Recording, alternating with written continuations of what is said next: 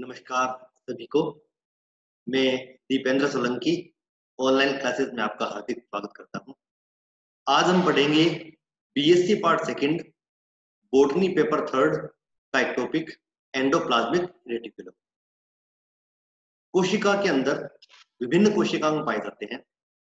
Prokaryotic और eukaryotic कोशिकाओं की अगर बात करें तो यूकैरियोटिक कोशिकाओं के अंदर कुछ कोशिकाएं डबल मेम्ब्रेन बाउंड पाए जाते हैं जो कि प्रोकैरियोटिक कोशिकाओं में नहीं पाए जाते हैं। तो यूकैरियोटिक कोशिकाओं में पाए जाने वाले दोहरी झिल्ली से परिबद्ध जितने भी कोशिकांग है उन सभी में से एक मुख्य कोशिकांग है जिसे कहते हैं एंडोप्लाज्मिक रेटिकुलम। नाम से स्पष्ट है, एंडो मतलब अंदर, प्लाज्मिक मतलब प्रोटोप्लाज्म और रेटिकुलम मतलब नेटवर्क या जाल। तो प्रोटोप्लाज्म जो है, जीवद्रव्य जो है, इसके अंदर पाए जाने वाला जाल। तो सामान्य सी परिभाषा इसकी कि कोशिका के जीवद्रव्य के अंदर पाया जाने वाला झिल्लियों से बना हुआ जो नेटवर्क है या जाल जो है उसे हम कहते हैं एंडोप्लाज्मिक रेटिकुलम। इसे हम इस डायग्राम के द्वारा समझ सकते हैं। यह कोशिका का डायग्राम है। यहाँ पर ये येलो कलर से देख रहे हो, ये है इसका केंद्रक। तो इस केंद्रक में ये केंद्रिका, तो इस केंद्रक से लेकर कोशिका के सबसे बाहरी परिधि जिसे हम प्लाज्मा मेम्ब्रेन कहते हैं, यहाँ तक का व्यू हम दिखा रहे हैं इसके अंदर। तो केंद्रक से लेकर जो प्लाज्मा मेम्ब्रेन है इसके मध्य इसी केंद्र की बाहरी मेम्ब्रेन से जुड़ा हुआ, न्यूक्लियर एनवेलप से जुड़ा हुआ ये झिल्लियों से बना हुआ जो भाग है, ये जो स्ट्रक्चर है, इसे कह देते हैं हम एंडोप्लाज्मिक रेटिकुलम। एंडो इसलिए क्योंकि यह प्रोटोप्लाज्म में बिखरा हुआ है। तो इस प्रकार ये मेम्ब्रेन से बना हुआ, झिल्लियों से बना हुआ स्ट्रक्चर है। मेम्ब्रेन जो है, जिस प्रकार प्रोटोप्लाज्म पाई जाती है, ये प्लाज्मा मेम्ब्रेन जो है जो इस प्रोटोप्लाज्म के घेरे हुए है, इसी प्लाज्मा मेम्ब्रेन के समान ही झिल्लियों से बनी हुई एक संरचना जो कि पूरे जीवद्रव्य के अंदर एक नेटवर्क का निर्माण करती है, जो कि यह नेटवर्क जो है यह विशेष रूप से वेसिकल्स का, सिस्टर्नी का और ट्यूबुल्स का बना होता है। इस प्रकार से वेसिकल, सिस्टर्नी और ट्यूबुल से बने हुए इस प्रकार के नेटवर्क को, जो कि संपूर्ण झिल्लियों से बना हुआ है, इसे बोल देते हैं एंडोप्लाज्मिक रेटिकुलम, उसे कहते हैं। तो आज की कक्षा में हम इस सेल ऑर्गेनल के बारे में जो कि झिल्लियों से बना है इसकी कंप्लीट डिटेल हम पढ़ेंगे। सर्वप्रथम बात करते हैं इसके परिचय की।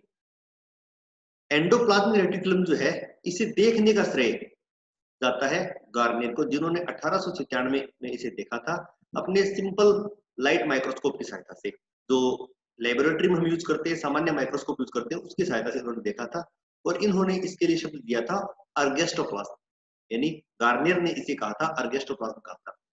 लेकिन इसके बाद 1945 में इलेक्ट्रॉन माइक्रोस्कोप के द्वारा इसकी विस्तृत संरचना का अध्ययन किया गया और देखा गया कि एंडोप्लाज्मिक रेटिकुलम जो है ये लेस लाइक स्ट्रक्चर होती है। लेस मतलब पतली पतली चपटी संरचनाएं होती है, जो कि सर्वप्रथम जो है चिक एम्ब्रियो सेल जो है उनके साइटोप्लाज्म में देखी गई थी। तो इलेक्ट्रॉन माइक्रोस्कोप की सहायता से इनकी संरचना को सर्वप्रथम चिक एम्ब्रियो सेल्स में देखना संभव हुआ और इन्हें देखा था पोर्टर, क्लाउडे एंड फुलम ने। तो पोर्टर, क्लाउडे एंड फुलम जो है इन्हें सर्वप्रथम इन्हें देखने का श्रेय जाता है। हालांकि कुछ वैज्ञानिक केवल पोर्टर को इसे देखने का श्रेय देते हैं कि इसकी खोज पोर्टर ने की थी और पोर्टर ने ही इसका नामकरण किया था रेटिकुलम, और कालांतर में इसे रेटिकुलम को एंडोप्लाज्मिक रेटिकुलम कहा गया था, क्योंकि यह मेम्ब्रेन से बना हुआ एक नेटवर्क यहाँ पर दिखाई देता है। जैसा कि हमने बात की थी, यह ट्यूब्यूल्स, वेसिकल और सिस्टर्न से बना हुआ एक नेटवर्क होता है। कोशिका के अंदर स्थिति जैसा कि आप देख रहे थे कि यह प्रोकैरियोटिक कोशिकाओं में नहीं पाई जाती, केवल और केवल यूकैरियोटिक कोशिकाओं में पाई जाती है। प्रोकैरियोटिक और यूकैरियोटिक कोशिकाओं का बेसिक डिफरेंस यही है कि प्रोकैरियोटिक कोशिकाओं में दोहरी झिल्ली से परिबद्ध कोशिकांग नहीं पाए जाते, जबकि यूकैरियोटिक कोशिका में ये कोशिकांग पाए जाते हैं। तो एंडोप्लाज्मिक रेटिकुलम एक double membrane bound cell organelle है जो कि केवल और केवल यूकैरियोटिक कोशिकाओं में पाया जाता है। लेकिन इन प्रोकैरियोट्स के अलावा कुछ मैच्योर एरिथ्रोसाइट्स यानी आरबीसी, जो आरबीसी परिपक्व हो जाती है उनमें भी यह अनुपस्थित होता है। एग सेल्स जो कि बिल्कुल मैच्योर होती है, इन एग सेल्स में भी अनुपस्थित होते हैं और कुछ भ्रूणीय कोशिकाओं में भी ये अनुपस्थित होते हैं। तो सामान्यतः सभी प्रोकैरियोटिक कोशिकाएं पाई जाती है, लेकिन ये कुछ उदाहरण है जिनमें ये अनुपस्थित हो सकते हैं। ईआर जो है साइटोप्लाज्म के अधिकांश भाग को ऑक्यूपाई करती है। ईआर का नेटवर्क इतना विस्तृत होता है, इतना फैला हुआ होता है कि ये साइटोप्लाज्म के अधिकांश भाग को जो ये घेरे हुए होती है। इसकी मात्रा कोशिका के अंदर, इसकी मात्रा जो है प्रत्येक कोशिका में अलग अलग होती है। ये डिपेंड करता है कि किस प्रकार की कोशिका है और उसी कोशिका के प्रकार के अनुसार उसमें ईआर की मात्रा होती है। हालांकि कुछ स्पर्मेटोफाइट्स जो है, स्पर्मेटोफाइट्स मतलब ये जनन कोशिकाएं हैं, इनके अंदर इनकी मात्रा बहुत ही कम होती है। जैसे कि हमने एग सेल्स की बात की थी, एग सेल्स के अंदर ये अनुपस्थित भी हो सकती है। स्पर्मेटोसाइट्स में इनकी चूंकि आवश्यकता कम होती है, अतः यह बहुत ही कम मात्रा में पाई जाती है। और यहाँ पर ये पाई भी जाती है तो कुछ वैक्यूल्स के रूप में पाई जाती है, अन्य भाग इसके अनुपस्थित पाए जाते हैं। इसी प्रकार एडिपोज टिश्यू जो कि फैट को संग्रहित करते हैं, इनके अंदर ये बहुत ही सिंपल प्रकार की होती है, बहुत ही सामान्य प्रकार की पाई जाती है। कुछ ट्यूबुल्स के द्वारा ही ये यहाँ पर अपनी प्रेजेंस को शो करती है। तो एडिपोज टिश्यू में ये ट्यूबुल्स के रूप में पाई जाती हैं। और ऐसी कोशिकाएं जो एक्टिवली सिंथेसाइजिंग प्रोटीन, जिनके अंदर प्रोटीन का संश्लेषण जो है बहुत ही सक्रिय रूप से होता है, जो कि प्रोटीन का लगातार संश्लेषण करती है, जैसे कि लीवर की कोशिकाएं, अग्न्याशय की पैनक्रेटिक सेल्स यानी अग्न्याशय की कोशिकाएं, फाइब्रोब्लास्ट आदि ये कोशिकाएं जो ऐसी है जो कि प्रोटीन का सक्रिय रूप से संश्लेषण करती है, उनके अंदर ईआर की मात्रा बहुत ही अधिक होती है। तो प्रोटीन का संश्लेषण करने वाली कोशिकाएं जो है, इनमें ईआर बहुत ही अधिक विकसित पाई जाती है। कोशिका के अंदर जितनी भी झिल्लियां होती हैं, जैसा कि हम मैंने एक बार पहले ही बात कर चुके हैं, कोशिका के अंदर जो है प्लाज्मा मेम्ब्रेन और इसके अलावा विभिन्न कोशिकांग जो है, ये सभी जो है झिल्लियों से बने होते हैं। इनका आवरण झिल्लियों से बना होता है। अर्थात कहने का तात्पर्य ये है कि कोशिका के अंदर जितनी भी झिल्लियां हैं, जितने भी मेम्ब्रेन है, उसका करीब 30 से लेकर 60% भाग जो है केवल और केवल एंडोप्लाज्मिक रेटिकुलम के द्वारा निर्मित होती है। तो हम कह सकते हैं यह एक विस्तृत नेटवर्क है जो संपूर्ण कोशिका को घेरे हुए पाया जाता है। एंडोप्लाज्मिक रेटिकुलम की उत्पत्ति जो है अभी तक पूर्ण रूप से ज्ञात नहीं है कि किस प्रकार से उत्पत्ति हुई है, लेकिन कुछ इसे सिद्धांत दिए गए जिसे समझाने के लिए। एक सिद्धांत के अनुसार ईआर जो है, यह जो है न्यूक्लियर एनवलप से इसके मुकुलन के द्वारा यह अलग हुई है, क्योंकि ये स्ट्रक्चर में हमने देखा था ये न्यूक्लियर एनवलप से जुड़ी हुई है। तो आउटर न्यूक्लियर एनवलप जो है, न्यूक्लियर एनवलप की जो बाहरी झिल्ली है, आउटर न्यूक्लियर मेम्ब्रेन जिसे बोलते हैं, इससे ये बड ऑफ होकर यानी मुकुलन के रूप में जो है ये अलग हुए और इनसे उनकी उत्पत्ति हुई। कुछ लोग ये भी कहते हैं कि ईआर जो है ये न्यूक्लियर एनवलप जो है इसकी आउटर मेम्ब्रेन से भी उत्पत्ति हुई है, वो उससे आउटफोल्डिंग हुई है, जबकि प्लाज्मा मेम्ब्रेन जो है उससे इनफोल्डिंग हुई है। क्योंकि ईआर जो है इसका नेटवर्क न्यूक्लियर एनवलप से लेकर न्यूक्लियस से लेकर पूरी की पूरी प्लाज्मा मेम्ब्रेन के बीच में पाया जाता है। इसलिए कहते हैं यह न्यूक्लियर एनवलप से भी उत्पत्ति इसकी आउटफोल्डिंग से हुई है, जबकि प्लाज्मा मेम्ब्रेन से इनफोल्डिंग से हुई है, और दोनों मिलकर जो है कंप्लीट ईआर का निर्माण करते हैं। और ईआर चूंकि दो प्रकार की होती है जिसके बारे में अभी बात करेंगे, तो स्मूथ ईआर जो है, तो चिकनी भित्ती वाली ईआर जो है, उनकी उत्पत्ति जो है यह रफ ईआर से होती है, रफ ईआर से होती है। उससे जब राइबोसोम्स अलग हो जाते हैं तब इसकी उत्पत्ति होती है। इसके ऊपर आगे हम चर्चा फिर कर लेंगे। यहाँ पर आप एंडोप्लाज्मिक रेटिकुलम की कंप्लीट स्ट्रक्चर देख सकते हो। इस एंडोप्लाज्मिक रेटिकुलम जो है, यहाँ पर देखने से आपको प्रतीत होगा ये यहाँ पर केंद्रक है, केंद्रक की इनर मेम्ब्रेन, ये केंद्रक की आउटर मेम्ब्रेन। यहाँ पर आप देख सकते हो आउटर मेम्ब्रेन जो है बाहर की तरफ आउटफोल्ड होती है, ये बाहर की तरफ यहाँ पर आउटफोल्ड होती है, और आउटफोल्ड होकर इस प्रकार जो है मेम्ब्रेन का नेटवर्क बनता है। और मेम्ब्रेन के नेटवर्क जो नेटवर्क बनना है उसे ही आप एंडोप्लाज्मिक रेटिकुलम कहते हैं। इस रेटिकुलम को हमने दो प्रकार से दिखाया है। ये है rough endoplasmic reticulum. Rough endoplasmic reticulum का मतलब है कि इसके सरफेस पर इस प्रकार दानेदार संरचनाएं पाई जाती है। ये संरचनाएं एक्चुअल में होती है राइबोसोम्स। तो एंडोप्लाज्मिक रेटिकुलम जो कि सामान्यतः न्यूक्लियर मेम्ब्रेन से जुड़ी होती है, न्यूक्लियस से जुड़ी होती है, इसके सरफेस पर राइबोसोम्स पाए जाते हैं। और ऐसी एंडोप्लाज्मिक रेटिकुलम राइबोसोम्स की प्रेजेंस के कारण इनकी सतह जो है रफ होती है, खुरदरी सतह इसके ऊपर पाई जाती है, और इसी वजह से इसे रफ एंडोप्लाज्मिक रेटिकुलम कहा। जबकि बाहर की तरफ जो प्लाज्मा मेम्ब्रेन की तरफ जो है, उनकी सतह के ऊपर आप देख सकते हो राइबोसोम्स नहीं पाई जाती है, और इस प्रकार की स्ट्रक्चर कहलाती है। राइबोसोम की अनुपस्थिति की वजह से इनकी सरफेस स्मूथ होती है, और इसलिए स्मूथ एंडोप्लाज्मिक रेटिकुलम कह सकते हैं। इस प्रकार एंडोप्लाज्मिक रेटिकुलम जो है, इसकी संरचना आपके सामने दिखाई दे रही है। ये रफ एंडोप्लाज्मिक रेटिकुलम और बाहर की तरफ स्मूथ एंडोप्लाज्मिक। इसकी फिजिकल स्ट्रक्चर की थोड़ी डिटेल में बात करें तो हमने अभी बात की थी, यह ईआर जो है दो प्रकार की है, रफ ईआर और स्मूथ ईआर। यह क्योंकि मेम्ब्रेन से बनी हुई संरचना है और प्लाज्मा मेम्ब्रेन की स्ट्रक्चर जो है इसके समान ही इसकी करीब करीब संरचना होती है, कुछ अंतर हालांकि पाए जाते हैं। इसकी जो मोटाई है यह प्लाज्मा मेम्ब्रेन की तुलना में कम होती है। प्लाज्मा मेम्ब्रेन की मोटाई सामान्यतः 80 to 100 एंगस्ट्रॉम के करीब होती है, 75 से अबव पाई जाती है नॉर्मली, जबकि ईआर जो है इसकी थिकनेस जो है करीब 50 एंगस्ट्रॉम होती है, यानी प्लाज्मा मेम्ब्रेन की तुलना में इनकी मोटाई जो है, थिकनेस जो है ये कम होती है। और ईआर जो है एक मेम्ब्रेन का बना हुआ 3D नेटवर्क है जो कि इंट्रासेलुलर मेम्ब्रेन से बना होता है। 3D नेटवर्क का मतलब पहले आपने डायग्राम में देखा इस प्रकार से, यहाँ पर जो है ये डायग्राम में आप स्पष्ट देख सकते हो, ये मेम्ब्रेन जो है पूरे के पूरे साइटोप्लाज्म में फैली हुई है।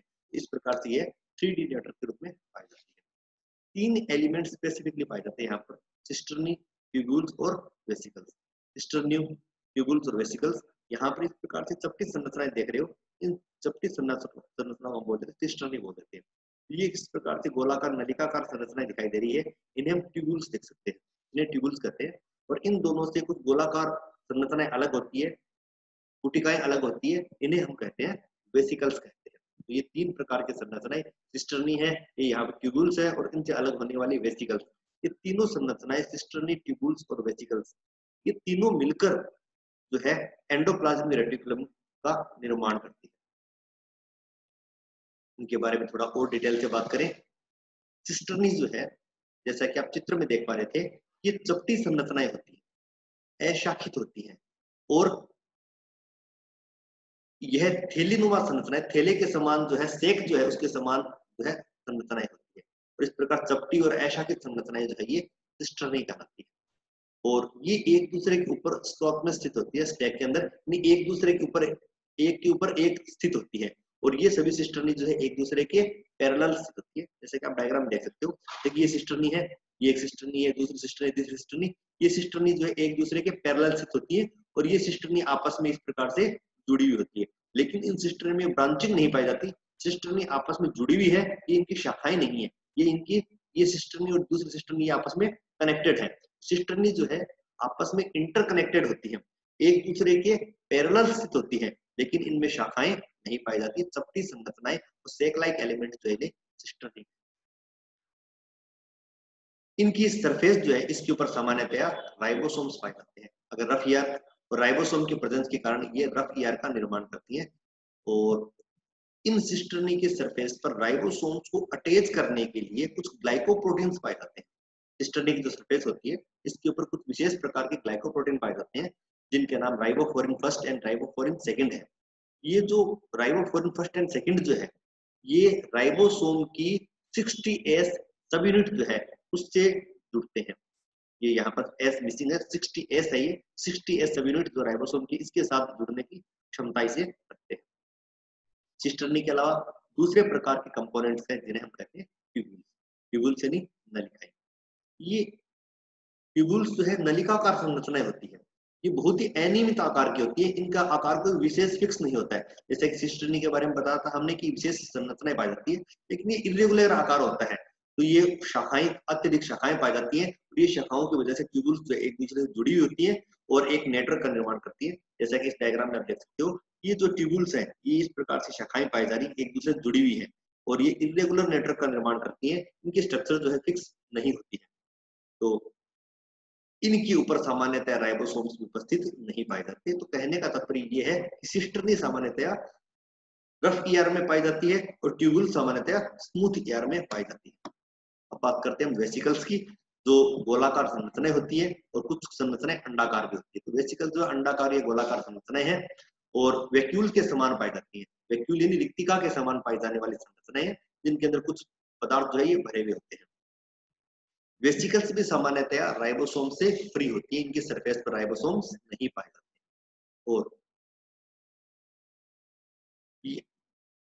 ये जो ईआर के एलिमेंट्स हमने बात किए हैं, सिस्टर्नी बात की हमने, ट्यूब्यूल्स बात की और वेसिकल्स बात की है। तो सिस्टर्नी, ट्यूब्यूल्स और वेसिकल्स, ये तीनों प्रकार के एलिमेंट्स जो है ईआर के, ये आपस में एक दूसरे से कम्युनिकेट करते हैं। ऐसा नहीं है कि ये जो तीनों प्रकार के कंपोनेंट्स है एक दूसरे से अलग अलग है, इनके बीच में किसी प्रकार का कोई कम्युनिकेशन नहीं है। ये तीनों प्रकार के एलिमेंट्स जो है एक दूसरे के साथ कम्युनिकेट करते हैं और इनके अंदर एक विशेष प्रकार का लिक्विड भरा होता है, फ्लूइड भरा होता है, जिसे हम एंडोप्लाज्मिक मैट्रिक्स कहते हैं। यानी एंडोप्लाज्मिक रेटिकुलम के अंदर पाया जाने वाला जो लिक्विड है, जो तरल पदार्थ है, इस तरल पदार्थ को कहते हैं एंडोप्लाज्मिक मैट्रिक्स कहते हैं। और यह एंडोप्लाज्मिक रेटिकुलम जो है ईआर की ल्यूमन में पाया जाता है। ईआर के अंदर जो ल्यूमिन अवकाश पाया जाता है उसके अंदर ये उपस्थित है। और इस मैट्रिक्स की संरचना जो है, इसका संगठन जो है, इसमें पाए जाने वाले अवयव जो है, ये साइटोप्लाज्म मैट्रिक्स। साइटोप्लाज्म मैट्रिक्स का मतलब होता है साइटोप्लाज्म या प्रोटोप्लाज्म। तो ईआर के बाहर जो प्रोटोप्लाज्म में साइटोप्लाज्म उपस्थित पाया जाता है, उसकी तुलना में इसके संगठन जो है ये कुछ अलग पाया जाता है। तो यानी ईआर के अंदर पाए जाने वाला जो तरल पदार्थ है उसका संगठन अलग प्रकार का होता है और ईआर के बाहर जो साइटोप्लाज्म में जो लिक्विड पाया जाता है उसका संगठन कुछ अलग प्रकार का होता है। और इस प्रकार की संरचना होने से ईआर जो है बहुत ही एफिशिएंसी के साथ काम कर सकती है। और ईआर जो है इसका एक गुण यह भी है, ये एक कोशिका से दूसरी कोशिका के अंदर यह कंटिन्यू होती है। यानी एक कोशिका की ईआर दूसरी कोशिका की ईआर से यह जुड़ी हुई होती है और ये जुड़ने के लिए एक संरचना बनाती है जिसे प्लाज्मोडेस्माटा कहते हैं। प्लाज्मोडेस्माटा दो कोशिकाओं के बीच में पाया जाने वाला एक छिद्र होता है। इस छिद्र से यह ईआर जो है डेस्मो ट्यूबुल के रूप में गुजरती है। देखते हैं किस प्रकार से। यहाँ पर आप देख सकते हो ये पादप कोशिका एक, ये दूसरी, ये तीसरी, चौथी, ये 4 पादप कोशिकाएं हैं। इन कोशिकाओं की जो ये कॉमन वॉल पाई जाती है, ये भित्ति जो है, इस भित्ति के ऊपर ये छिद्र पाए जाते हैं। यहाँ पर भी देख सकते हो दोनों कोशिका में छिद्र है, ये दोनों का छिद्र है। तो ये जो संरचनाएं पाई जाती है, इन संरचनाओं को बोल देते हैं प्लाज्मोडेस्माटा बोलते हैं। तो ये प्लाज्मोडेस्माटा जो है, इससे आप थोड़ा सा और डिटेल में देखें, इस डायग्राम को हम थोड़ा और डिटेल में देखें। ये यहाँ पर सेल वॉल और एडजेसेंट प्लांट सेल्स, यानी यह इस कोशिका की सेल वॉल है, यह इस कोशिका की सेल वॉल है और इन दोनों के बीच में यह जो छिद्र पाया जाता है, इस छिद्र को बोल देते हैं प्लाज्मोडेस्माटा बोलते हैं। ठीक है। और इस प्लाज्मोडेस्माटा के द्वारा ये यहाँ पर ईआर है इस कोशिका की, ये ईआर है दूसरी कोशिका की। तो यहाँ पर ये स्मूथ ईआर जो है दोनों कोशिकाओं की एक दूसरे के साथ जुड़ी हुई होती है और ये जुड़ी हुई स्ट्रक्चर है, इसे कह देते हैं डेस्मो ट्यूबुल कह देते हैं। तो ईआर से बनी हुई संरचना डेस्मो ट्यूबुल कहलाती है, जो कि दो कोशिकाओं की ईआर को जोड़ने का काम करती है। और इस पूरी संरचना को, इस छिद्र को हम कह देते हैं प्लाज्मोडेस्माटा कहते हैं। तो ये यहाँ पर आज की क्लास में हमने पढ़ा ईआर जो है यह कहाँ पर स्थित होती है, किस प्रकार की इसकी संरचना होती है, कौन कौन से इसके कंपोनेंट्स होते हैं, आज की क्लास में हमने पढ़ा। कल की क्लास में हम पढ़ेंगे कि किस प्रकार से इसकी जो ईआर है, इसके टाइप्स किस प्रकार से होते हैं, इसके फंक्शन किस प्रकार से होते हैं, इन्हें हम नेक्स्ट क्लास में पढ़ेंगे। आप सभी को बहुत बहुत धन्यवाद आज की क्लास अटेंड करने के लिए।